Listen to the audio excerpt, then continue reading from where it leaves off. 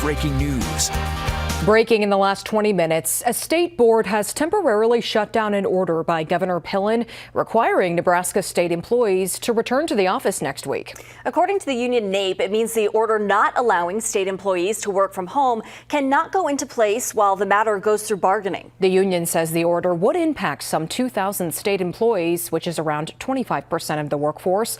6 News is waiting to hear back from Governor Jim Pillen on the decision, and we'll update you when we learn more.